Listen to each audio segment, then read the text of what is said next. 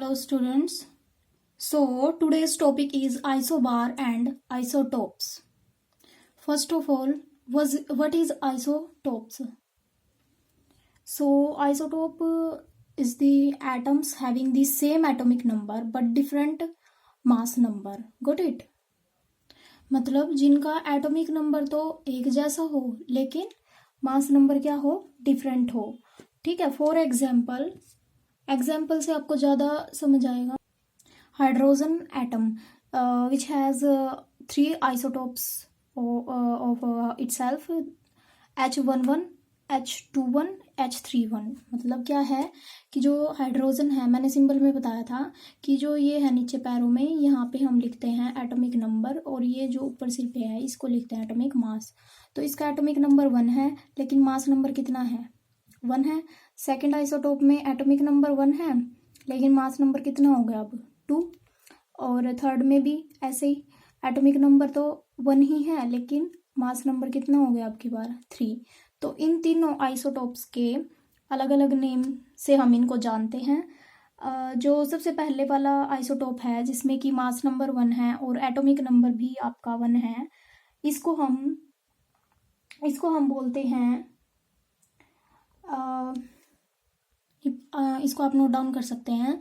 So this isotope is known as protium and this one is known as deuterium and third one is tritium. यानी कि जिसमें mass number 1 है protium, जिसमें mass number 2 है deuterium, जिसमें mass number 3 है, क्या नाम से जानते हैं उसे, ट्रीटियम से.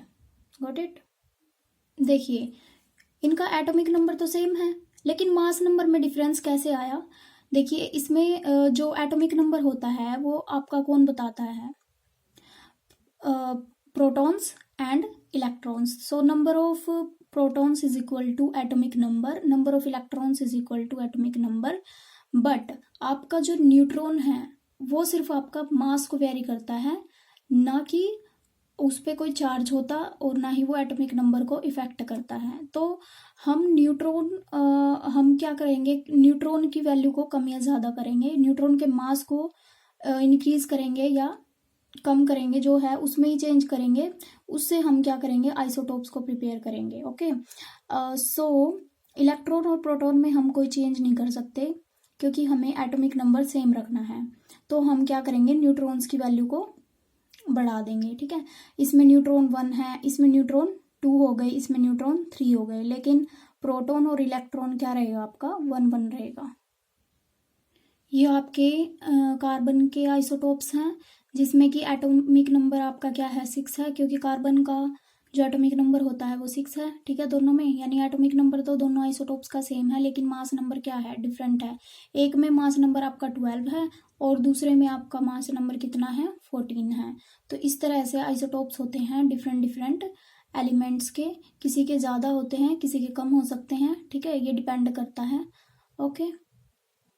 तो एक चीज़ आपने ध्यान रखनी है कि जो मास नंबर होता है आपका अप्रोक्सीमेटली, ये वर्ड ध्यान से सुनना, अप्रोक्सीमेटली यानी एग्जैक्ट इक्वल टू नहीं होता लेकिन अप्रोक्सीमेटली डबल होता है एटॉमिक नंबर के. ठीक है, वो कैसे, क्योंकि देखिए आपका जो मास जो होता है प्रोटॉन का वो बराबर किसके होता है, मास ऑफ न्यूट्रॉन के. तो इससे हमने क्या निकाला कि जो एटॉमिक जो आपका मास नंबर होता है A is equal to P plus N होता है और P हमने N के इक्वल लिया है. तो हम क्या लिख सकते हैं, A is equal to 2P and that further equal to 2Z from equation like protons are equal to atomic number, that's why I have taken A is equal to 2Z. Okay, got it. Isobars क्या होते हैं, atoms of the different element having the same mass number but different atomic number. यानी कि isotopes में क्या था आपका, same atomic number same था लेकिन इसमें मास नंबर सेम होगा लेकिन एटॉमिक नंबर डिफरेंट होगा. ऑन दी अदर हैंड आपको ये चीज़ ध्यान रखनी है कि इसमें हम डिफरेंट एलिमेंट्स के एटम लेंगे लेकिन आइसोटोप्स में हम सेम एलिमेंट्स के एटम लेंगे. ओके. जैसे उसमें हाइड्रोजन के 3 आइसोटोप्स देखे थे हमने, लेकिन इसमें अभी एग्जांपल से आप समझ जाओगे कि डिफरेंट एलिमेंट्स लेने हैं लेकिन आपने उसमें देखना है कि मास नंबर उसका सेम होना चाहिए दोनों एलिमेंट्स का. इसमें देखिए हमने दोनों डिफरेंट डिफरेंट एलिमेंट्स लिए हुए हैं, लेकिन दोनों में क्या है, एक चीज़ कॉमन है, दैट इज़ कि उनका मास नंबर सेम है। आर्गन जो ये है आर्गन, इसका मास नंबर 40 है।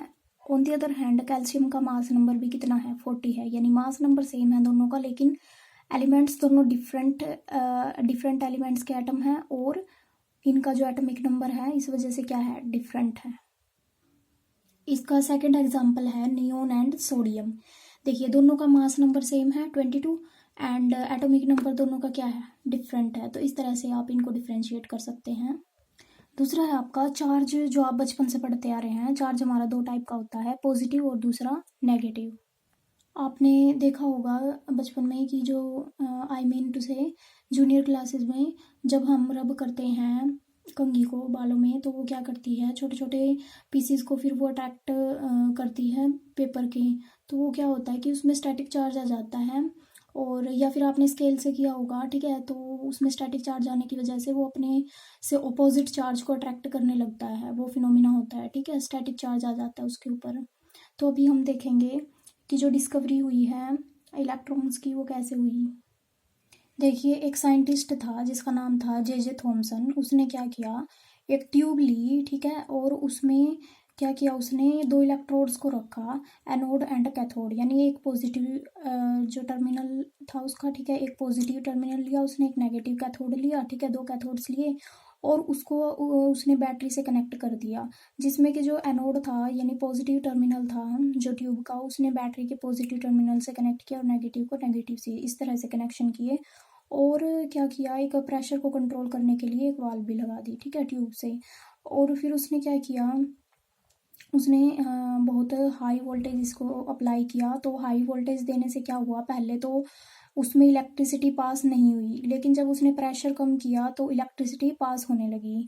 तो इससे उसने क्या कंक्लूजन निकाला, तो उसने ये देखा कि जब ये गैस इसके जो ये वैक्यूम, ये जो ट्यूब है, ठीक है, इसमें गैस थी, ठीक है। तो क्या हुआ कि हाई प्रेशर और लो प्रेशर और हाई पोटेंशियल की वजह से क्या हुआ, यानी हाई वोल्टेज की वजह से क्या हुआ कि जो गैस थी वो कंडक्टर की तरह बिहेवियर करने लगी। और जो ये कैथोड टर्मिनल है आपका, ये नेगेटिव टर्मिनल से कनेक्टेड था बैटरी के, और जो एनोड था ये पॉजिटिव टर्मिनल से कनेक्टेड था। तो जो ये रेज इसमें से पास होने लगी, यानी उसने गैस को ये एक तरह से कंडक्टर की तरह यूज़ कर लिया। तो जो ये इनको उसने नाम दिया कैथोड रेज, ठीक है। और ये कैथोड रेज आपकी क्या बता रही हैं कि इसमें इलेक्ट्रॉन्स हैं, ठीक है। तो इस तरह से थॉमसन ने इलेक्ट्रॉन्स की डिस्कवरी की। उसने जो ये फ्लो ऑफ कैथोड रेज है उसको उसने क्या बोला, इलेक्ट्रॉन्स बोला। यानी कि जो ये कैथोड रेज थी इसमें इलेक्ट्रॉन्स थे, ठीक है। तो इस तरह से इलेक्ट्रॉन्स की डिस्कवरी हुई। तो जो मास नंबर होता है इलेक्ट्रॉन का वो होता है आपका 1/1840 1840 टाइम्स ऑफ हाइड्रोजन एटम, ठीक है। इतना मास होता है एक इलेक्ट्रॉन का। तो आप अंदाज़ा लगा सकते हैं कितना कम वेट होता है एक इलेक्ट्रॉन का, और बहुत ही टीनी पार्टिकल होता है। और इलेक्ट्रॉन पे चार्ज होता है आपका नेगेटिव चार्ज। गोल्डस्टीन ने फिर फर्दर डिस्कवर किया in the same way that in this cathode rays. तो सर ई गोल्डस्टीन ने ऑब्जर्व किया कि अगर कैथोड रेज में आपके इलेक्ट्रॉन्स फ्लो कर रहे हैं तो उसी ऑन द अदर हैंड वहीं पे आपके पॉजिटिव चार्ज भी होना चाहिए। यानी कि उसने प्रोटॉन्स का नाम दे दिया उनको, क्योंकि जो एटम होता है वो ओवरऑल अगर देखा जाए तो न्यूट्रल होता है, और न्यूट्रल होने के लिए उसको पॉजिटिव चार्ज भी चाहिए। यानी कि कैथोड रेज में अगर नेगेटिव चार्ज है तो इसका मतलब वहाँ पे पॉजिटिव चार्ज भी ऑब्वियसली होगा ही। तो इस तरह से प्रोटॉन्स की डिस्कवरी हुई। जो प्रोटॉन्स होते हैं वो कैसे होते हैं, पॉजिटिवली चार्ज्ड होते हैं। नेक्स्ट टॉपिक है आपका structure of an atom. Structure of an atom में आप 3 तरह के मॉडल्स पढ़ेंगे, ठीक है, जिसमें कि स्ट्रक्चर देखेंगे हम कैसे कैसे उन्होंने देखा कि जो एटम है उसका स्ट्रक्चर किस तरह का होता है। तो उसको स्ट्रक्चर को समझने में 3 मॉडल्स आए, ठीक है। और एक बार किसी साइंटिस्ट ने अपना मॉडल दिया, फिर नया साइंटिस्ट आया उसने अपना मॉडल दिया, फिर दोनों फेल हो गए, थर्ड मॉडल एक्सेप्ट कर लिया गया। तो आप मेनली 3 तरह के मॉडल्स पढ़ेंगे। पहला है आपका Thomson's model, then second Rutherford's model, and third is the Bohr's model. We will study them one by one. Thomson's model, तो थॉमसन ने क्या कहा कि सर थॉमसन थे जो, उन्होंने बोला कि जो आपका एटम होता है वो आपका स्फेरिकल होता है और उसमें नेगेटिव चार्ज आपका क्या होता है, एम्बेडेड होता है, ठीक है। तो उसने अपने मॉडल की कंपैरिजन एक तरबूज से की है, वाटरमेलन से की। तो जैसे वाटरमेलन होता है, वाटरमेलन ओवरऑल आपका क्या होता है, उसमें कुछ मास होता है एट वाटरमेलन का, और उसमें क्या होते हैं, बीज होते हैं, है ना। तो उसने क्या किया, जो ये सीड्स थे वाटरमेलन के, उसको उसने कंपेयर किया नेगेटिव चार्ज से, और जो ओवरऑल जो वाटरमेलन था उसको उसने बोल दिया कि ये सारा बाकी का जो बच गया उसको पॉजिटिव चार्ज बोल दिया, ठीक है। यानी कि इस मॉडल में जो ये नेगेटिव चार्ज मार्क किया है मैंने, ये नेगेटिव चार्ज है, ठीक है। इसको तो उसने बोल दिया चलो ठीक है ये नेगेटिव चार्ज हो गया, ठीक है, सीड्स से कंपेयर किया उसने, और जो बाकी का पार्ट बच गया वो सारा आपका क्या है, पॉजिटिव चार्ज है। तो इस तरह से ये एटम क्या कर रहा है, अपने आप को ओवरऑल न्यूट्रल कर रहा है, यानी जितना पॉजिटिव चार्ज है उसमें उतने ही क्या है, उसमें नेगेटिव चार्ज भी है। तो इस तरह से ये न्यूट्रल बन गया। तो ये था थॉमसन्स का मॉडल। नेक्स्ट है आपका रदरफोर्ड मॉडल। रदरफोर्ड मॉडल को हम रदरफोर्ड स्कैटरिंग मॉडल भी कहते हैं, क्योंकि इसमें स्कैटरिंग फिनोमिना यूज़ किया गया था, ठीक है। तो इसमें उन्होंने क्या किया, उन्होंने एक गोल्ड की फॉइल ली, ठीक है, जिसमें कि ऑलमोस्ट 1000 एटम्स थिकर थी, ठीक है। यानी कि उसकी मोटाई जो एक पॉइंट पे उसमें जो जितने एटम थे 1000 एटम थे, इतनी थिकनेस थी उसकी। तो उसने क्या किया, फिर उसमें अल्फा पार्टिकल्स को बम्बार्ड किया, यानी कि उसने अल्फा पार्टिकल्स उसमें से पास किए, ठीक है। जो अल्फा पार्टिकल्स थे वो कैसे थे, पॉजिटिव चार्ज था उनके ऊपर, ठीक है। अल्फा पार्टिकल्स के ऊपर कैसे चार्ज था, पॉजिटिव चार्ज था, जो कि कौन से आयंस थे, जिसमें कि हीलियम आयंस थे, ठीक है, जो कि क्या कर रहे थे, पॉजिटिव चार्ज को कैरी कर रहे थे, और उनका मास क्या था, 4 टाइम्स था हाइड्रोजन मास के, ठीक है। इस तरह से आप इसको याद कर सकते हैं। और उसने क्या किया कि जब उसने अल्फा पार्टिकल्स को रेडिएट किया, यानी कि जब उसने उसको यानी कि बम्बार्ड किया, तो वो उसने कहाँ पे लिया था, एक रेडियो एक्टिव एलिमेंट में लिया था जिसका नाम है रेडियम। तो ये अल्फा पार्टिकल्स क्या थे, फास्ट मूविंग पार्टिकल्स थे, जो कि जिनकी कुछ खुद की एनर्जी थी। तो ये उसने रेडियो एक्टिव जो सोर्स ऑफ अल्फा पार्टिकल्स है उसने इस तरह का लिया कि जो बीम जाएगी वो स्ट्रेट जाए, और एक ही बीम की फॉर्म में वो वहाँ से पास हो। इसके बाद उसने लिया लेड शील्ड। जो ये लेड शील्ड था, इसमें से उसने जो बीम ऑफ लाइट था या फिर जो अल्फा पार्टिकल्स थे वो पास किए। देन जो अल्फा पार्टिकल्स थे वो एक गोल्ड फॉइल में से पास किया गया उसको, ठीक है। तो जो गोल्ड फॉइल थी वो सराउंडेड थी आपकी movable screen that is made of what, zinc sulphide. तो ये जो ये स्क्रीन है इसकी बात हो रही है, यहाँ पे स्क्रीन की बात हो रही है, इससे सराउंडेड थी गोल्ड फॉइल, जो कि किसकी बनी हुई थी, जिंक सल्फाइड की बनी हुई थी। तो ये गोल्ड फॉइल है। यहाँ से क्या किया, देखिए अल्फा पार्टिकल्स यहाँ से रेडियो एक्टिव एलिमेंट से हमने पास किए, यानी रेडियम से, और जो पासिंग मीडियम था, ठीक है, वो था लेड शील्ड। लेड शील्ड हमने रखी ताकि एक बीम ऑफ लाइट जाए स्ट्रेट, और वो हमने पास की कहाँ से, एक गोल्ड फॉइल में से पास की, और उससे फिर क्या हुआ कि डिफ्रैक्शन हुआ बीम का, और फिर ये सराउंडेड थी आपकी गोल्ड फॉइल किससे, जिंक सल्फाइड की एक वो लगा सकते हो, एक फॉइल सी थी, ठीक है। तो ये स्क्रीन बोल सकते हैं, मूवेबल स्क्रीन थी जिंक सल्फाइड की, और इसमें ये सराउंडेड थी गोल्ड फॉइल के, ठीक है। तो जब भी अल्फा पार्टिकल्स स्ट्राइक कर रहे थे जिंक सल्फाइड के ऊपर, तो वहाँ पे एक लाइट प्रोड्यूस हो रही थी, ठीक है, फ्लैश ऑफ लाइट आपको देखने को मिली। तो इससे आपने क्या कंक्लूजन निकाला कि जो गोल्ड फॉइल थी, जब हमने बीम ऑफ लाइट पास करी तो कुछ रेस थी जो स्ट्रेट निकल गई, ठीक है। तो इसको एक माइक्रोस्कोपिक व्यू में बता देते हैं, ठीक है। तो स्कैटरिंग ऑफ लाइट में उसने क्या देखा कि जब उसने अल्फा पार्टिकल्स की रेस को जब उसने उसके ऊपर स्ट्राइक किया गोल्ड फॉइल के ऊपर, तो बहुत सारे एटम्स थे, ठीक है, बहुत सारे एटम्स एटॉमिक पार्टिकल्स थे। लेकिन हमने यहाँ पे आपको समझाने के लिए सिर्फ एक एटम को लिया है, किस तरह से उसमें रेज पास हो रही थी। तो देखिए, जब उसने उसमें से रेज को पास किया तो कुछ रेज थी जो स्ट्रेट उसमें से सीधे चली गई थी, ठीक है, स्ट्रेट पास हो गई। कुछ थी जो लार्ज एंगल पे डिफ्लेक्ट हुई, ठीक है, ये ऐसी रे थी, कुछ ऐसी रेज थी जो लार्ज एंगल पे डिफ्लेक्ट हो गई थी, ठीक है, इस तरह से, ठीक है। और कुछ ऐसी रेस थी जो कि अपने पाथ से वापस आ गई, ठीक है, इस तरह का बिहेवियर था। यानी कि जब उसने अल्फा रेस को जब पास किया गोल्ड फॉइल में से, तो उसके एटम में से क्या हुआ कि कुछ रेस तो आपकी स्ट्रेट पास हो गई उसमें से, ठीक है, दूसरे एटम में चली गई, वन एटम से पास होते हुए दूसरे एटम में और फिर बाहर, ठीक है। लेकिन कुछ रेज ऐसी थी जो कि पास तो हुई उसमें से, लेकिन पास होने के बाद वो लार्ज एंगल पे डिफ्लेक्ट हो गई, ठीक है। और कुछ रेज ऐसी थी जो कि न्यूक्लियस जो था ना, जिसमें पॉजिटिव चार्ज था, उससे टकराई, टकराते ही वो उसी डायरेक्शन में वापस क्या हो गई, रिफ्लेक्ट हो गई, सेम डायरेक्शन में। रिफ्लेक्ट नहीं, मतलब कि उसी पाथ में रिटर्न हो गई, बोल सकते हो। तो रदरफोर्ड ने क्या कंक्लूजन निकाला कि जो एटम है उसमें क्या होता है, आपका पॉजिटिव चार्ज्ड पार्टिकल होता है, यानी कि पॉजिटिवली चार्ज होता है आपका सेंटर, ठीक है, यहाँ पे सेंटर में बहुत ज़्यादा पॉजिटिव चार्ज होता है उसने। और जो वो पॉजिटिव चार्ज होता है वो बहुत ही स्मॉल मास में होता है, तो उसने उसको नाम दे दिया न्यूक्लियस। तो ज़्यादातर जो मास था एटम का वो कहाँ पे था, पॉजिटिव चार्ज न्यूक्लियस में था, और ज़्यादातर जो मास था एटम का वो कहाँ पे था, न्यूक्लियस में था। और उसने देखा कि एटम का ज़्यादातर जो पार्ट था वो क्या था, खाली था, ठीक है, एम्प्टी था। मोस्ट ऑफ द वेट क्या था, न्यूक्लियस में था।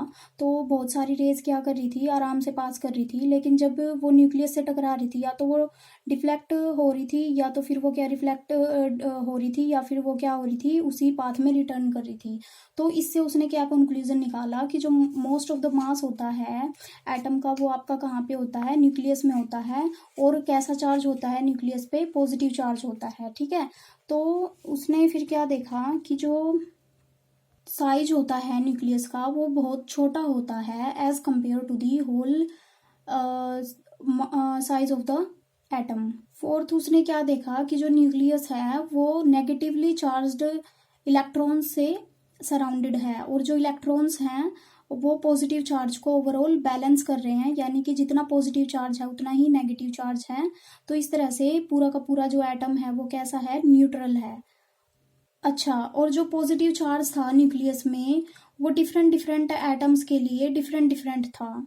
सबसे बड़ा कंक्लूजन उसने निकाला कि जो इलेक्ट्रॉन्स होते हैं वो आपके रिवॉल्व करते रहते हैं एटम में न्यूक्लियस के चारों तरफ। यानी कि जो फर्स्ट मॉडल था थॉमसन का मॉडल, उसने तो बोला कि जो नेगेटिव चार्ज होता है वो आपका इसमें ही आपका एम्बेडेड होता है एटम में, ठीक है, सारी जगह पे। लेकिन रदरफोर्ड ने उसके मॉडल को फेल करते हुए ये बोला कि जो इलेक्ट्रॉन्स होते हैं वो ऐसे ही स्टेशनरी नहीं पड़े हुए होते, वो क्या करते हैं, रिवॉल्व करते रहते हैं न्यूक्लियस के चारों तरफ अपने ऑर्बिट में।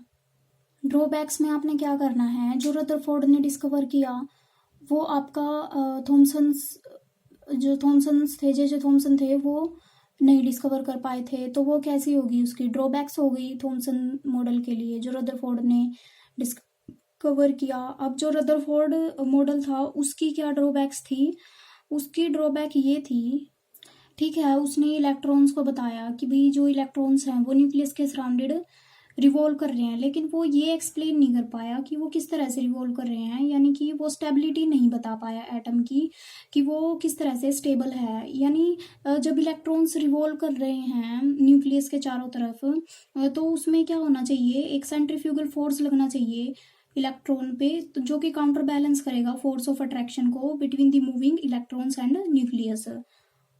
तो जिस तरह से उसने बताया कि जो इलेक्ट्रॉन रिवॉल्व कर रहे हैं उसने स्टेबिलिटी, इलेक्ट्रॉन की स्टेबिलिटी पे कोई ऐसा खास उसने स्टेटमेंट नहीं दिया, ठीक है।